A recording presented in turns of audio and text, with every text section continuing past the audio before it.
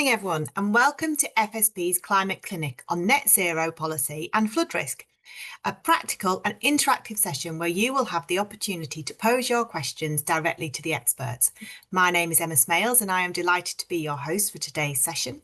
Today, I am joined by Ian O'Donnell, Director and Deputy Chair of UK Policy and Policy Champion for Sustainability at FSB, and Andrew Forsyth, responsible for Zurich Resilience Solutions.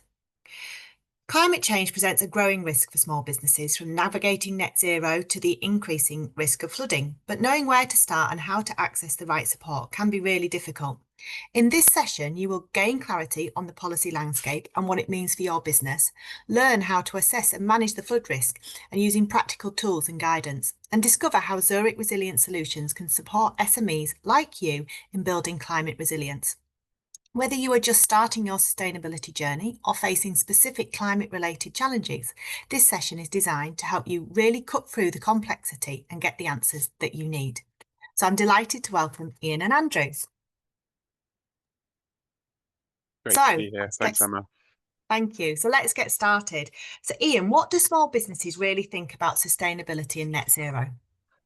Well, great to be here. Thank you for the invitation. And just to set the scene a bit, I guess one of the key things to look at is the results of the report that we published at FSB earlier this year, where we looked at exactly that. What are small businesses thinking about this issue?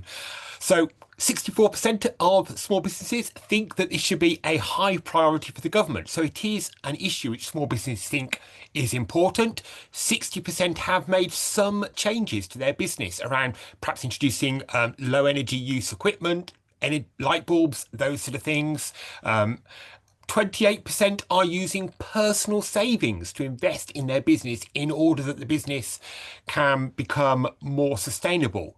But many of them have raised the challenges around access to finance, around the complexity of the net zero and sustainability landscape, particularly when it comes to things like carbon reporting and being part of procurement supply chains which require reporting. Only 15% have measured their carbon footprint, and over 70% said they were unclear about the differences between the different scopes of emissions, scope 1, scope 2, scope 3 emissions, which you need to sort of work through in order to be able to report effectively. So the challenges of finance, time, understanding and complexity are felt by many small businesses as well for this. So they know it's important, but trying to find their way through it all is a challenge. Yeah, absolutely. And those challenges you've raised there, are there other ones, or are those the main ones? I mean, there are other challenges as well, particularly when perhaps you start to go beyond the sort of simple fixes in terms of installing energy efficient light bulbs, changing perhaps a printer in your office to a lower energy use printer. But when we start to look at more significant capital investment, or particularly when we look at, for example, making changes to your building. So many small businesses rent their premises. They don't own their premises, which means that they are not often in a position to make some of the changes. So if you think about installing solar panels on the roof, installing air source heat pumps, changing the way your office is heated, those are often outside the control of the tenant. But often the landlord is a distant landlord, it's a pension fund or something like that. So there's something we're calling the landlord-tenant split in this. How does a small business make the changes when A, they often don't have the ability to make those changes, that it's not in their control.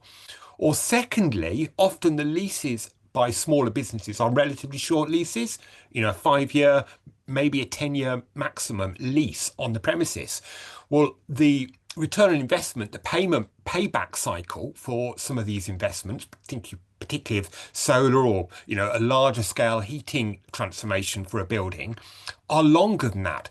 Well, then who picks up the bill? Who makes that change? What happens when that tenancy ends and you're still paying for the cost that somebody else is now going to benefit from? So there's quite a lot of challenges around that. What do I do with my building? What do I do with large scale infrastructure change to support a net zero journey? Yeah, brilliant. Thank you. And bringing Andrew in here, looking a little bit deeper, what assets and supply chains or processes, I guess, are most vulnerable to climate change and climate related disruptions? Yeah, thanks Emma and Ian for setting the scene. So I think what we've got here is Ian focusing on one side of the coin as we look at it, which is sort of the mitigation and the sort of race to net zero. And in my role, it's very focused on that other side of the coin, which is the adaptation and the resilience piece. So I'm really happy today to be here to talk about that. And I think hopefully you can see how there's some shared challenges, shared opportunities across both mitigation and adaptation. So I think the first thing to say is when we talk about supply chains, we talk about assets or processes, is climate change and the lived experience we all have. So flooding, storms, heat waves, whatever it may be, doesn't respect whether you're a small business or you're a big business, or if you're a supplier or if you're top of a value chain. It doesn't respect your role in a business or value chain. It doesn't respect geography. So that's the first thing to say, is when we're talking here, actually there's a lot of commonalities, regardless of the size of your business, and as Ian sort of rightly said as well, that tenant landlord split, whether you own your building or lease your building, there's some commonalities. So a few things I'll just sort of set the scene with in terms of what we see as vulnerability as well. It's the building itself. How old is it? When was it built? What's it built from? Coupled with the geography. So actually, some materials are going to be better in some locations. Whether that's by design or whether that's just where you've got to. And the lived experience we've had will hopefully demonstrate its ability to be resilient. Now, that's obviously looking at the past, and if we look at the future, whether the severity of what's coming, it could also be resilient, is a question we can probably come to later. I guess the last thing I'll say here is, if we look at assets, we look at parts of supply chains or where small businesses fit, what's really important here is, well, what's in that building? So once you've figured out what it's made from and what state of repair it's in, well, is there lots of equipment or machinery there? Where is that equipment and machinery? Hopefully it's not in a basement. Are there people there? If there are people there, are they sitting at desks, like I'm doing now, or are they doing manual labor? Again, that's going to have a real impact on the resilience of that operation and that business. So I think for now, I'll stop there. But I think you're starting to get into some of the sort of nuances here, and hopefully some of the shared challenges as well. Yeah, absolutely. You can understand why it becomes very challenging for SMEs once they start really, digging deep. Ian mentioned competitive advantage, and as have you just then. So what is the ROI or competitive advantage of investing in resilience for an SME?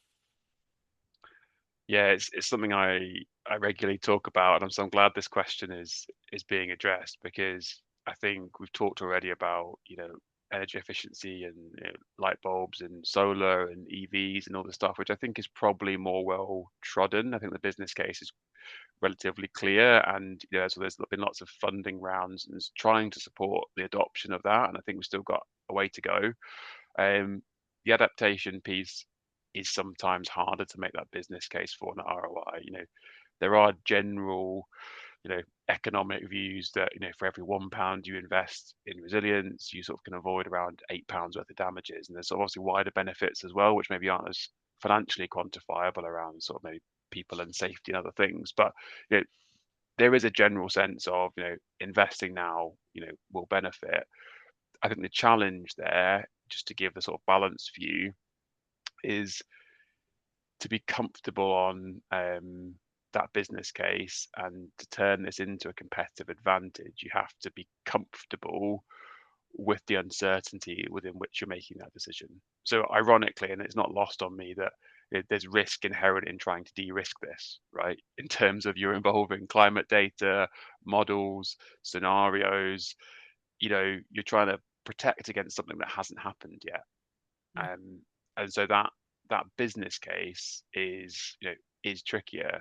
Now saying that, I think the competitive advantage piece and the opportunity is absolutely massive. Price will continue to be obviously a real driver for small businesses in terms of being part of procurement exercises or supply chains or value chains, or being successful in their business, price will always be a driver, but security of supply and security of being able to do that, I think is really rising up the agenda. Again, lived experience has shown, you want to be the small business that is still operating rather than, I'm being facetious here, but every time it rains, well, that small business is not going to be operating. We all know that because that's just they can't cope. You want to be the one that, can then not only continue to supply, but also probably gain new business in periods where there's disruption. So that's the opportunity here, is by taking Yeah. this seriously, it's a real business opportunity, as well as obviously underlying that business risk around climate change. Brilliant, thank you. And Ian, I guess to you, why would you say that a small business should start or continue a sustainability journey? Yeah, I mean, I think first of all, some of the points Andrew's made, some of what we do, often when we talk about resilience, we talk about something we're just doing internally, but actually it's part of the story we need to tell as a small business. Look, especially when we're dealing with larger companies, they will want to know that we are doing things in our business to ensure its resilience, even if this isn't about things that have happened yet, but they will have as part of their business risk planning. And not only therefore do you help your case in the direct things that you're addressing, but showing that you are proactive in that will reflect generally on your business as a proactive business looking to mitigate risk and build resilience within your business. So there's an important story to tell here. And as SMEs, sometimes we're bad at telling the stories. We're good at just getting on with stuff and bad at telling people that we're getting on with stuff. So I think, an important lesson for us all here is, tell the story. And that's the other bit of the sustainability. So especially business to consumer, but increasingly many B2B sales as well, the consumer is concerned about what's happening in the chain to them getting receipt of their product or their service. Do they know that that product or service has come from a business which has good supply chain practice, which has good impact on the environment rather than a negative impact? All of those things. So again, by building in sustainability into the way you do business, it allows you to tell a story which will be attractive, particularly to a growing number of younger consumers who see this as a very important issue in terms of what they look for when they're purchasing a product. But for many businesses, let's take, for example, I mentioned the Scope 1, 2, Scope 3 emissions earlier. That means if a big business is buying from a small business, they need to know what the carbon footprint is of that small business in the process of supplying to that business. That's their Scope 3 emissions. And so that means if you are able to say, yes, we know what our emissions are, we know we're doing this set of things to try and reduce that emissions, that allows them to then they're legally obliged to report on this. They go, yep, we're using that supplier. I know they're slightly more expensive, but it's cheaper than us being fined, being not allowed to go for this procurement opportunity because our supply chain hasn't got its act in order. So there's an important story to tell in terms of your supply, both for consumers and for B2B sales, in terms of why you're doing this and the impact it's having on your business. But we've got to get good at telling the story. Yeah, absolutely. And I guess it's all about those first steps, isn't it? So what steps can a small business take to make their operations more resilient? What are those first steps? Maybe Andrew, you could come in here. Yeah, no, happy to answer that. And I think setting the scene here, there's never been so much information and data, and I think we might come on to talk about where some of that sits and that lies in terms of that. So the first step is understanding, well, of all that data, all that information, what is actually relevant to me as a small business, because a lot of it you know won't be, or it's not as applicable, or you could sort of filter out. So I'll give a sort of example or stories that Ian just mentioned, sort of storytelling. So this is me doing that live. So if you go for a medical as an individual, for instance, and the reason you're going for that medical is probably to understand how to, what the data is saying. So you might not have that data. You might know height and weight and a few other things, but you haven't got all the fancy equipment. You haven't got all the stuff to actually say, how does this all play into an overall picture of my health, as a sort of health check. Not only then is that data there? You don't then just leave and not understand what that data means. You speak to an expert. They then interpret that and they help you understand, what does this mean? They also then are probably going to give you some ideas of what you can do to improve your health. So that might be, do more exercise, eat healthier, stop drinking, stop smoking, all these types of things. Now, on the back of that, there might be lots of co-benefits. So actually, by doing some of those things, you are reducing your risk of certain things happening sort of medically.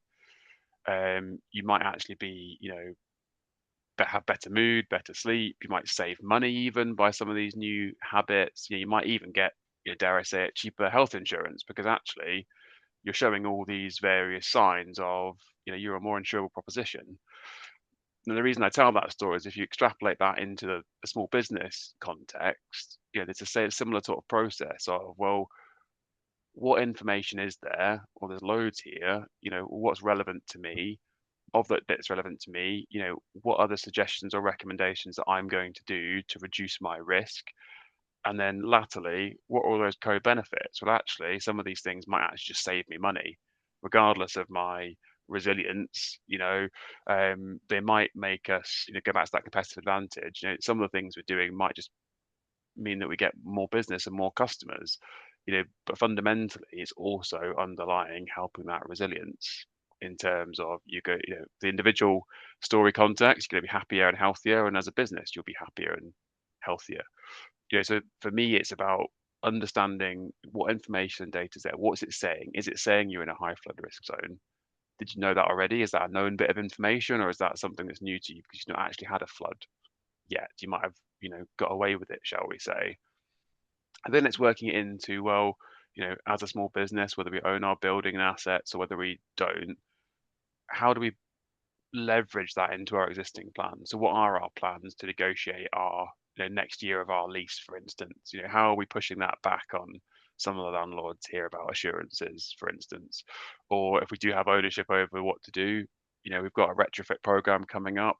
How do we make sure then that takes into account the fact we've just figured out we've got a high flood risk? What do we incorporate into all those things? So I'd say that's definitely a starting point. I think going down to the sort of level of detail,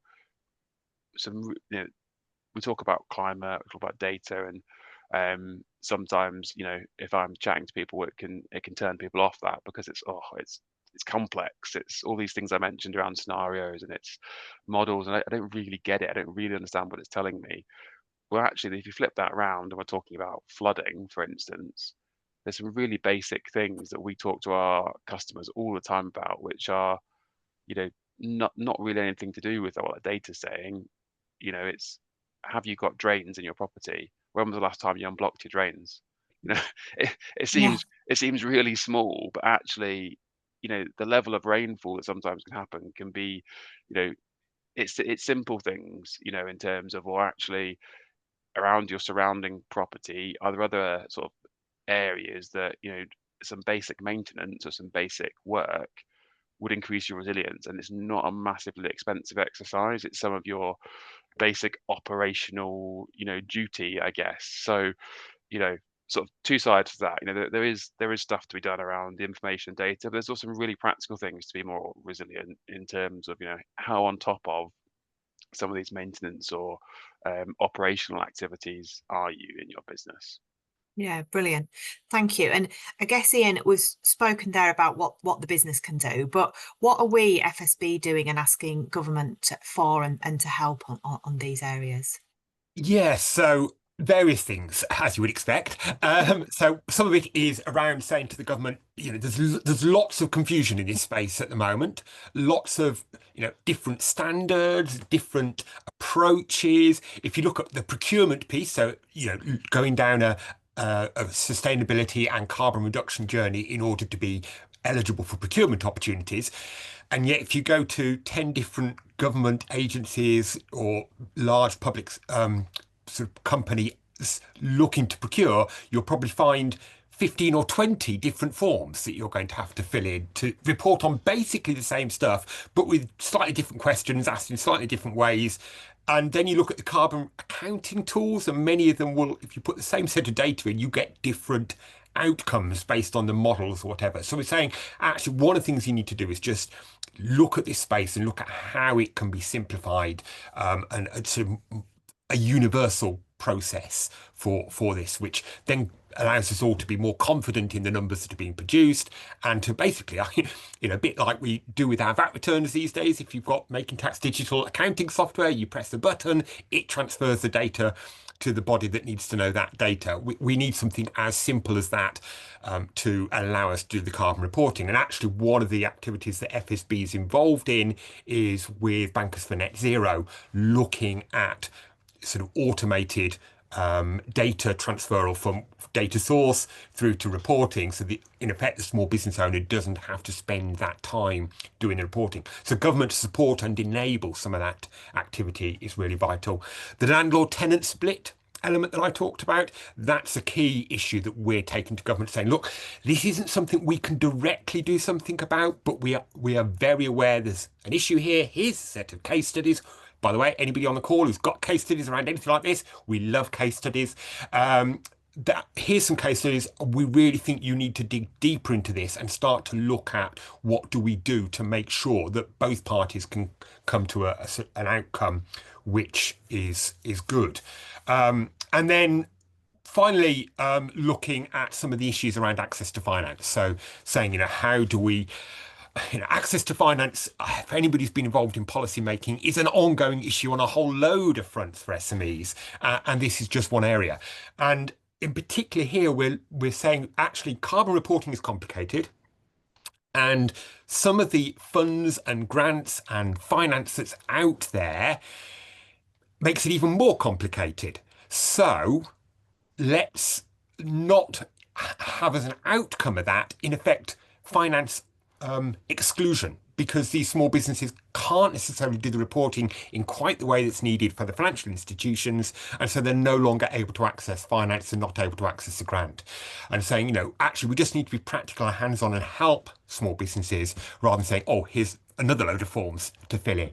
So sort of making sure that access to finance to match the way small businesses look, rather than perhaps being designed more for big business and the way that they can access finance. So those are just three. There are many other smaller issues, but that's probably three sort of big headline ones to think about.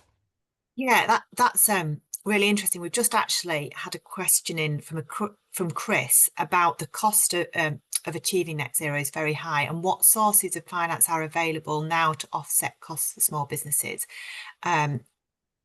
Do you have information on that? Is that something you can? So a lot of this is devolved. So down to local authorities will have different funding streams available to them, around grants, around 50-50 matched funding. For example, West Midlands has a scheme where the local authority will provide funding for you to do an audit, in effect, of your business, establish, these are quick wins, these are ones that are going to require a bit more effort, these are big issues, what sort of money is going to be required. So they'll put together that strategy and that plan, and then provide some match funding to start on that journey. And there are various schemes like that in various places of a greater or lesser extent. There is some for larger, particularly in manufacturing, where obviously your larger carbon producers, there are some specific schemes focused on manufacturing, about changing manufacturing processes in order to increase efficiency. And of course, also often in that journey, increase resilience and reduce cost. One of the things, it's easy sometimes to get, well, is climate change, are we part of that? All of those sort of questions that people. But actually, many of the things around sustainability and carbon reduction also reduce cost. But the big issue for a small business is how quickly do you get that return on investment back? And this is one of the key points we're making to government, which is, that's a longer journey than many small businesses can afford to wait for that return on investment. So they need more support in those early stages. At the moment, it's a bit of a mixed picture. There is funding out there. There is green finance, as it's often called, out there, but the that some of the times the steps to get through to get it are more complex than it's perhaps felt to be worthwhile for the small business concerned. So, but certainly reach out to your local authority growth hubs and to your local FSB representative in your area who might be able to signpost you to what's available in your specific area. Yeah, brilliant. You've both talked about the benefits and the ROI.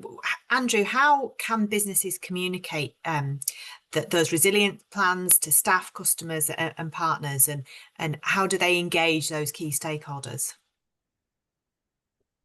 Yeah, so I think this is a really good question to sort of frame the fact if, as Ian sort of mentioned, and I've mentioned already, let's assume, that there are, going to be more frequent and more severe events, for small businesses. So yeah, in the event of that, what is your plan? Now, I'll tell you another story to sort of illustrate maybe how a couple of ways this hasn't been done well, and then talk about what I think would be a good way of doing it. So we worked with one business who said, "Oh, we've got a plan in place, in the event of a flood. Here it is." We said, "Great, well, let's stress test that with you. Let's go through this scenario." So they said, "Great." Well, they flicked in their, resilience handbook, I think it was, to flood, and it said, "Well, in the event of a flood, what we do is we call our head office first." I said, "Brilliant. Well, let's call your head office. Let's tell them to go through this exercise and let them also play out what they would do." So great. So we called head office. We'll do this exercise with Andrew and the team. We've just had early warning of a flood. What do we do? Head office said, "This is brilliant. We'll go and check our handbook." They opened their handbook, went to flood. It said, "Well, our handbook says to call you." So you've got this roundabout way where no one really knows what's going on. There isn't really a plan in place, but on paper and in theory, there's a plan. So actually engaging people is really critical. And also, like I mentioned, with the sort of have you unblocked your drains? A really basic thing is some people do have flood resilient flood defences and flood resilience measures in place, whether that's their site level or whether that's a building level, they have invested or someone has invested on their behalf. Now, there's some real basics there of, we work with businesses who said we had this flood defence in place, but John, who knows how to operate it, was on holiday. So actually, if he's not there, we haven't got any flood resilience. Again, or someone else saying we don't know where the key is to that locker because actually someone's taken it away with them with the pool car or something. It's on that. So again, it's real basics of you actually could have gone through the whole process of investing in this, but actually you've not involved people.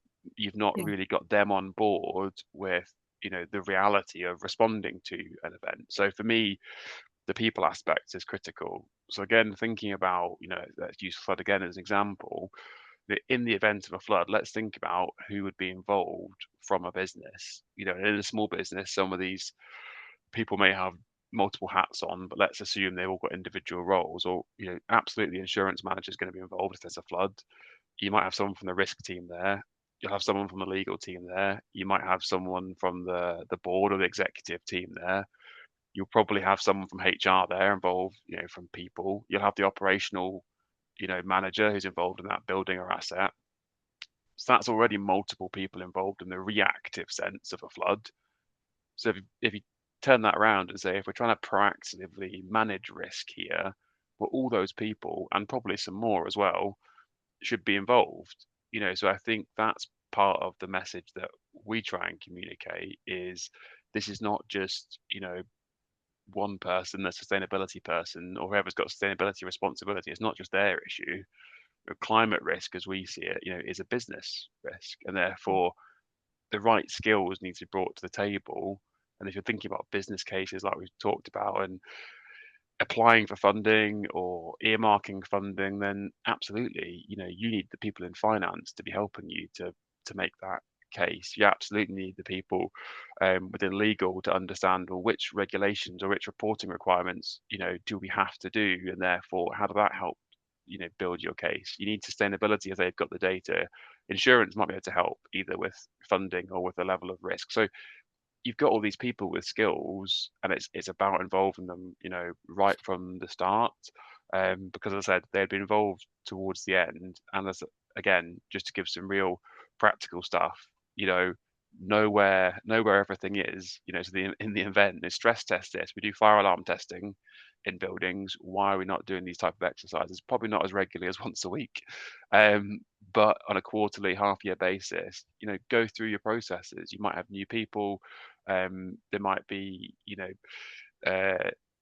new ways of working. Some people might be at home, some people might be in the office, and depending on the personnel, you might not have the right people in the building at the time. So all these types of things, again, some real basics, but also really helpful things to be able to recover quicker.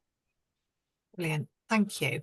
You mentioned there about targets, and actually Chris has asked a question, which I'm not sure if either of you might be able to help with, but which interim targets should be met, and are these still based on 1990 levels? And if so, how would a small business know the level of their business in 1990? So I'm guessing we're talking about carbon emissions at that point. So the targets are for the UK specifically are set out. There is an end target. The interim targets are based on what the sort of government thinks we would need to be at, and they are liable to movement. So some of those have been pushed back slightly from 1930 to 2030 to 2035. We're now doing time travel. So, some of those targets have moved slightly. Some of them actually we've gone faster than we expected. Others we've gone slightly in terms of specific parts of the economy. There have been different speeds with which things have moved. So, and again, also bizarrely, there's some regionality to this. So some regions have set their own targets. So just be aware that it's not quite as simple as just a UK wide. It could be that your devolved country or region has its own set of targets. However, most of those in terms of legal compliance apply to larger businesses, not the micro businesses. But of course, this is where you sort of get backdoor legislation for small businesses. And this is one of the issues we raise, which is big business has its compliance it's got to do. It's then got to report on scope 3 that I mentioned earlier, its supply chain. And so it goes through its supply chain saying you need to report on this. So though those smaller businesses currently may not be legislated to have to do this because they're part of a supply chain, they sort of get it. And the challenge that sometimes is government then goes, well, we're not legislating for you yet, so we don't need to support you yet. And we're saying, well, no, but you sort of are, because you're saying to the bigger business, and a supply chain is exactly that, a chain. And at the bottom of that supply chain is all of those small businesses. So we need to make sure that the support is out there now, not for when the legislation actually lands. It is, but yeah, some of those numbers and some of the movement around them and some of the political positioning of some of those numbers does create a challenge. Do you make that investment decision is a challenge for a small business. And if the mood music and the movement is happening, you sort of go, well, I'll put it off a bit longer. And so that's one of the things we're saying. You need, whatever your view is about some of these things, what business craves is consistency of message, so we know how to plan and respond. And so we do ask for that consistency around the message and about the timeline, so that we don't have a changing, moving goalpost in it all. Yes, brilliant. Thank you. We've had a number of questions in, but just following on from that point that you made, we've had a couple of people saying we are, it is us, or our total workforce is 3. Sally's shared, and Andy's asked about, it is just me and my business. So where can we get, is there places we can go for practical help and support? And I know there's a number of hubs and sites that there. Do you want to give a shout to those, and we will share those in the chat for everybody, and then we'll come on to some of the more specific questions that people have asked as well. I just don't want those to go unanswered, as that those are our raison d'etre, aren't they? Our micro businesses. So. Yeah, absolutely. So, and as somebody who runs a business with 3 employees, I'm very aware of that challenge. And But actually, whether you're a big business, small business, some of those things that Andrew said, I'm very aware sometimes that I have knowledge in my head which I have not shared adequately with the other members of my team. And whether it's a company of 50 or a company of 3, we do need to make sure that everybody in the team knows what to do, because I might not be around at the point when something needs to happen. So I think that advice, whatever the size of your team, still holds true. In terms of resources, UK Business Climate Hub is a really good resource with a load of case studies, signposting to carbon calculators, that sort of thing, aimed at small SME community. And do have a look at the FSB Sustainability Hub as well, which has some resources on there, and also the new growth report is signposted on there.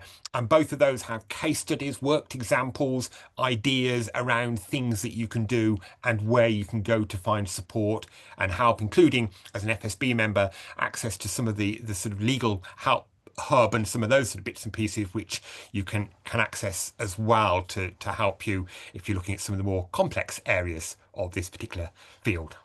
Brilliant, thank you. So we've had some questions and I'll try and group them. So the first 2 are on floods, so from Joanna and Mohammed. So what are the practical tools or resources that are available to help small businesses assess their flood risk? And then Mohammed says, if a small business is in a flood prone area, what are the first steps that they should take to build resilience? So kind of similar, but slightly nuanced. So Andrew, perhaps you could, and Ian, if there's anything else you want to add, but Andrew, if you would like to start. Yeah, of course. So yeah, both really good questions, and I think the first thing goes back to that point I made around sort of data and information. There are lots of free tools out there which, specifically on flood, will help people understand, from a national mapping sense, England, Wales, Scotland, Ireland, and Europe, how prone are we to flooding? What is our flood risk? So I think a lot of those tools we can share afterwards, to make sure you can log on there and actually, I don't know if this would be the same of all government resources, but these ones are pretty good in terms of giving you a sense of what your level of risk is. Some of that is also to say, again, going back to the point around where information may be held, flood risk is something that is a key part of any property insurance. So if you have property insurance, or if your landlord does, there'll be information within there around the flood risk to that building as well. So actually you've already then got 2 data sources to say, well, what is our flood risk? Now, moving on to Mohammed's question, if you are then be identified as, whether it's being flood prone now, or you have managed to apply some sort of climate data and have a forward look and say, actually, this is maybe something that's coming down the road for us in terms of an emerging risk. And I think that's where the point at which is to engage someone or somebody, or someone who has the ability to talk you through what that means, because some of this is saying, well, a flood risk can mean very different things for different businesses. Actually, as I said before, where is your building? What type is your building? Not all of this will take into account, actually, you're on a raised part of town. So actually you're probably not as at risk as someone at the bottom of a hill. Some of the data does take that into account, not all of it. So don't assume that, for instance. So, apply some of that logic, I guess, in terms of that. But also understand, if it's saying you're prone to flooding, well, actually, what depths of flooding are we talking about? And how much is that going to impact your business? Do you have lots of stock and equipment and machinery that sits on ground level, for instance? Or as I said, is it people working at desks in a building? It's actually think about the impact on your building, on your asset. Again, it's trying to narrow down from the big headline of flood risk to say, actually, well, practically, what does this mean for us?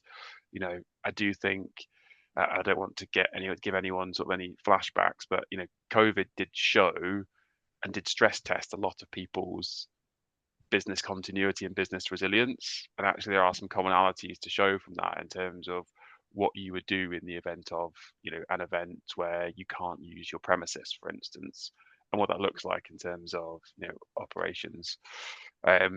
So yeah, thinking about the relevance to your business, getting a survey done, on the flood risk. Again, there's ways of means, I'm going to preempt a question here about, oh, how do we pay for that? Or, how do we find the time to do that? Well, again, there's lots of ways and means, whether it's, through different funding available from local authority or from government, or even again, I'll mention it again, even though it's not my core job around insurance.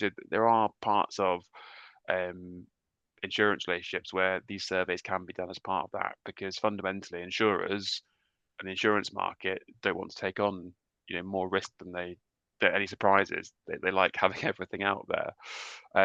But again, if you're thinking really practically for you and your business, and to address Mohammed's question, there's a phrase that sometimes you use, which is if you flood on a Friday, can you open again on a Saturday? So what parts of your business or operations mean that recovery is going to be quicker? And again, it's really simple things about understanding potential heights of floods, and actually, yeah, well, we've raised all our stock and equipment off the ground, or to a certain degree. So actually, even if there is a flood, it's not going to impact that, and it's about the water then escaping and being removed. And equally, do you have lots of carpets in your building, or do you have tiles? Again, it's really simple stuff to then say, well, you're going to recover quicker than rather than sort of damaged carpets and various other things. Yeah. Um, It's interesting because Marie sent a question in prior to the session, and she said, are there places that have shared best practice and of businesses that have implemented flood mitigation strategies? So is there somewhere that's that sort of sharing of case studies is available for other businesses to go and think, oh golly, that's my business, I can see myself in that business? yeah, so I think this is always the crux of things. Proactively investing and spending is obviously the ideal here. More often than not, I think we do see examples and case studies, as Ian mentioned, the sort of call out for case studies where actually something has happened, and it's more of a reactive thing. But that's not to say it's not a sort of good example of then saying, actually, we now understand our vulnerabilities. And that river that borders our office hasn't gone away. So what are we going to do in the future? So I think looking at things like physical flood defences to your building, which will stop water actually getting in, is sort of first and foremost. Having technology like different water pumps that actually, in the event of a flood, can pump water out quickly and therefore also minimize damage and disruption. So again, if you are in that prone area and it does overtop certain defenses or resilience measures you have in place, it's also about how do you aid recovery. And some of these things, actually, we've seen examples of people being opportunistic around this. And when I say that, I mean they are undergoing, some maintenance or some building work or some retrofit in their building anyway, and they've considered this as part of that. So one, it helps with cost because it's probably involved in a bigger project where you've got people on site anyway. You might even have plumbers doing things anyway. So you're sort of adding in this resilience measure as part of an um, existing program. And I think there's also other things to say. There's relatively low cost but high value technology which will give early warning signals. So even things like if you are, for instance, close to a river, you know, having sensors, placed in that river that give you as a business an indication of when water levels are getting to a certain height, which is a tipping point Mm. for flooding, or it gives you an early warning signal to say, actually, yes, you can see the rainfall out your window, but actually how much is that affecting the river? Well, actually, there's, as I said, really smart people who've got really good technology, again, which isn't massively high cost, but can be really high value for a small business to Yeah. know when there's potential for this. And again, that helps to the point I mentioned earlier around preparedness and saying, right, well, do we have the right people? Do we know what we're doing now in the event that this goes from, I don't know, a 5 out of 10 to a 8 or 9 out of 10, and things are starting to get to a point where there might be a flood. So I think those are good examples where people are, utilizing what's out there in terms of technology, Yeah. data, information. And again, it's not complex. It's very simple systems that essentially are warning you and saying, it's probably going to be, if rainfall continues at this severity, then it's probably going to be another day before we see this river flooding, or 2 days or 3. It's things that are really helpful for you as a business. Brilliant, thank you. Katie's asked a question. So they run a shop, so their customers are B2C. Should we be planning for an environmental disaster that doesn't directly affect us, but does affect a lot of our customers? So, and if so, how, I guess, is the answer that continues from that. Ian, I don't know if you want to come in, or Yeah, I mean, I guess one of the ways we can perhaps most easily see the impact of that is go back to the COVID yeah, era, and the fact that my customers couldn't come to my business, the way what my customers wanted to do and the way they wanted to interact with my business had changed, meant that some businesses just literally closed down and battened the hatches and did nothing for a period of time because they just couldn't work their way through that. Other businesses were quite innovative and creative about how they could then reach out to their customers. So, a bit like Andrew's just said, let's learn the lessons.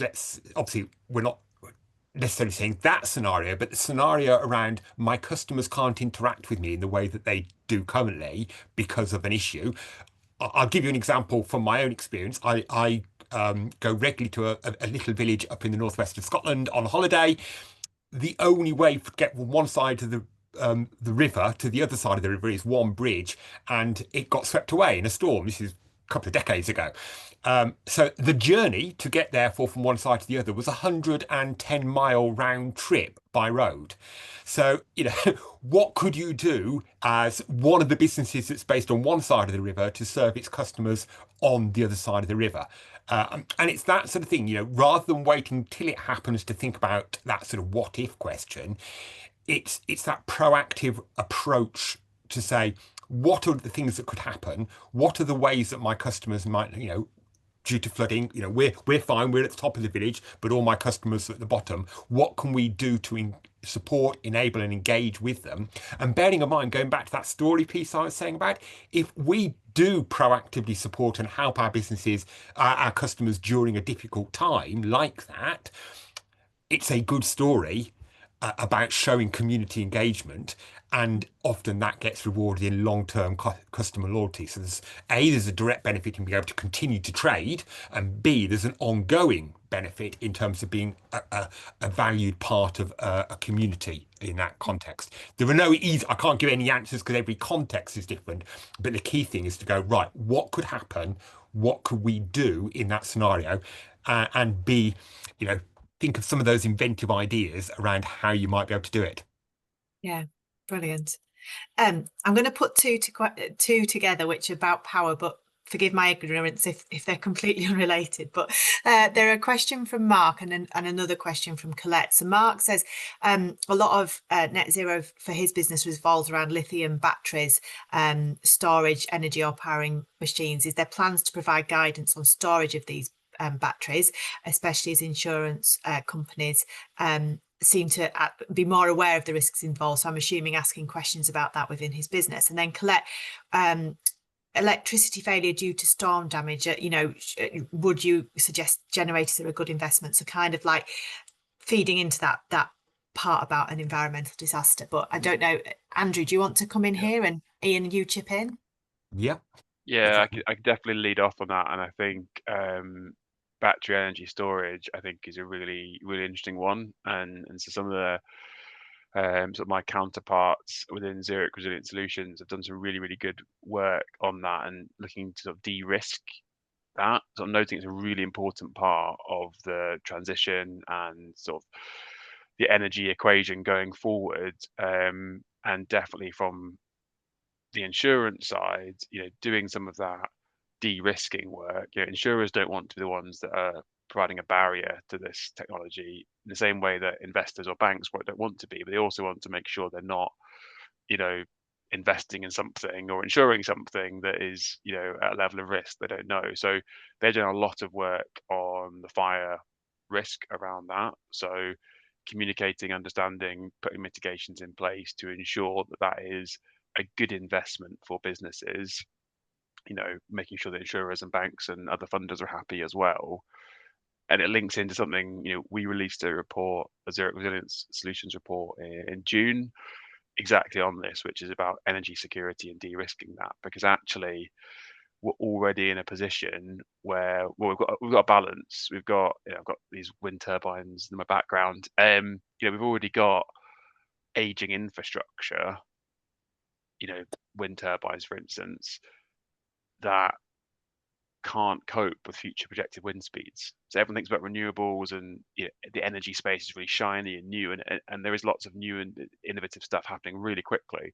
There's also a lot of assets that have been there for a while that actually maybe aren't fit for purpose or aren't going to be fit for purpose going forward. So energy security, and sort of linking to that sort of second question, I think it is a major change for people, because they have had, good solid supply generally from what we now know as high emitting energy sources, and now we're asking people to move to renewables, to transition, and to have the confidence in that. And I think we are highlighting that the energy sector, they need to make sure absolutely that they are following through on their ability. If you think about them as a supplier or part of the supply chain, we need to ensure they are the security of supply is there for all size and shapes of businesses around energy. And the physical climate risk, or the fire risk for battery energy storage, is something we are working with businesses in that sector to try and de-risk, to then say, actually, how do you make sure when you're maintaining those wind turbines, you're applying all this really clever new technology that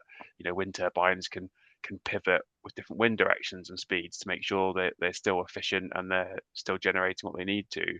Likewise with hailstones, are getting bigger and are hitting things harder, to use a scientific term.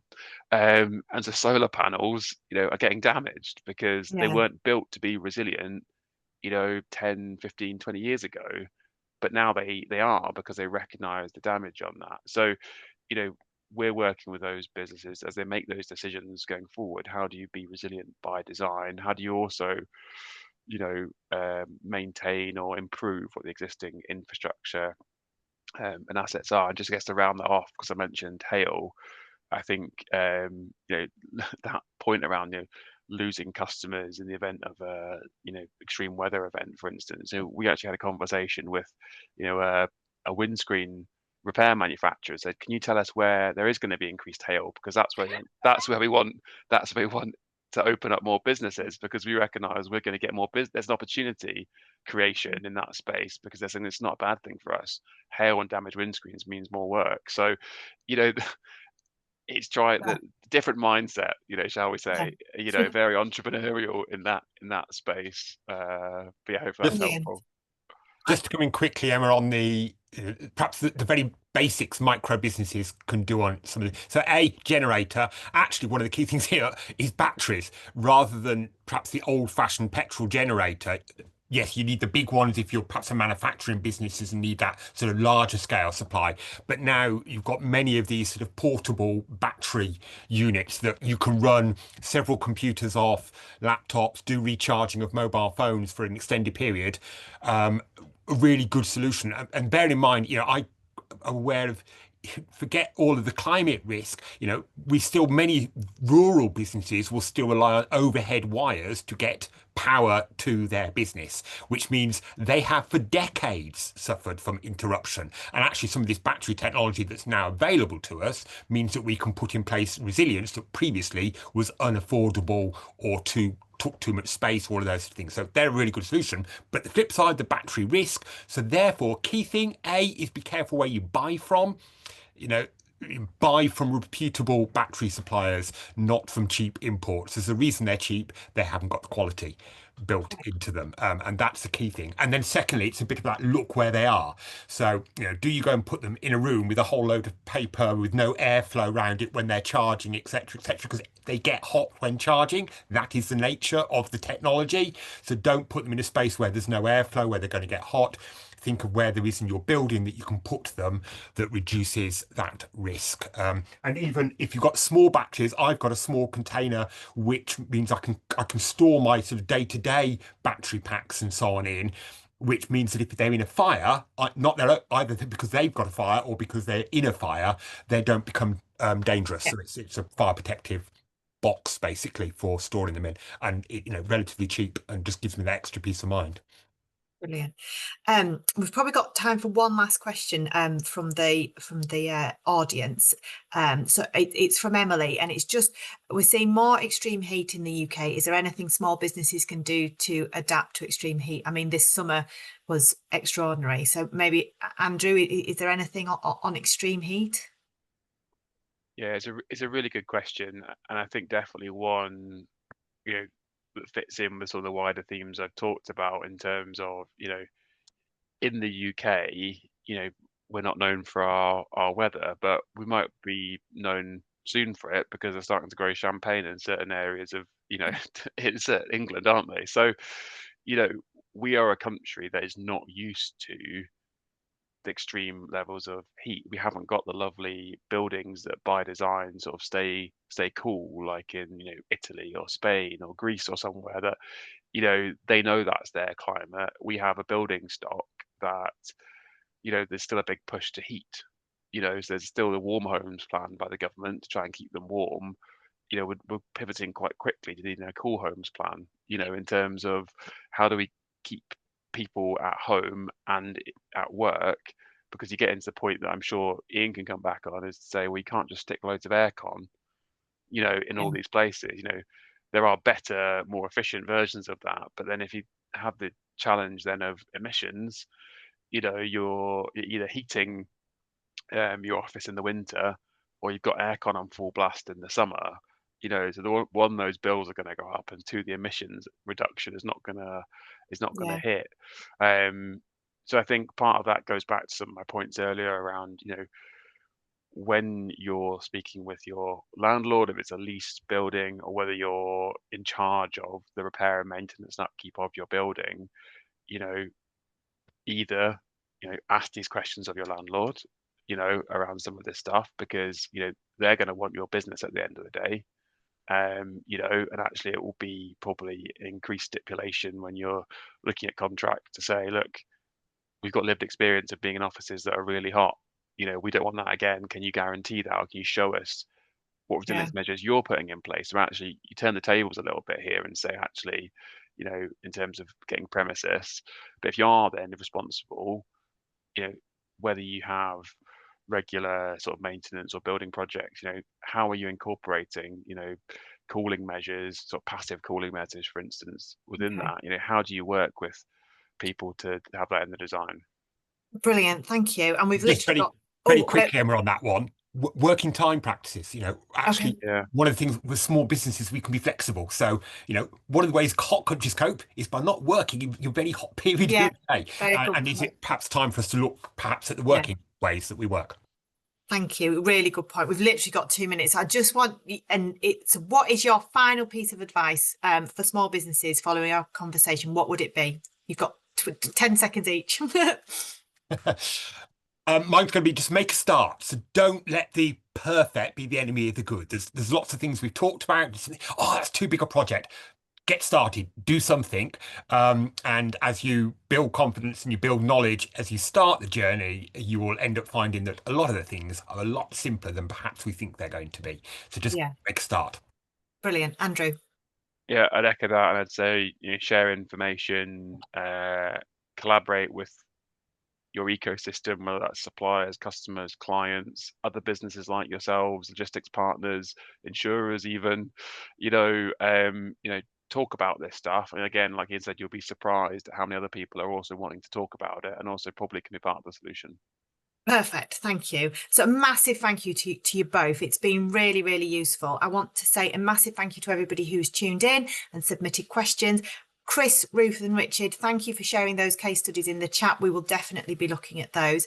Anyone who's registered for the event today, you will receive an email with all the links that you need, plus a video to watch it again on demand. Please check out our Sustainability Hub and the UK Business Climate Hub. And finally, please leave us a Trustpilot review. And if you're not a member and you would like more information, then please visit our website. But Andrew and Ian, a massive thank you and goodbye. Thanks for having us.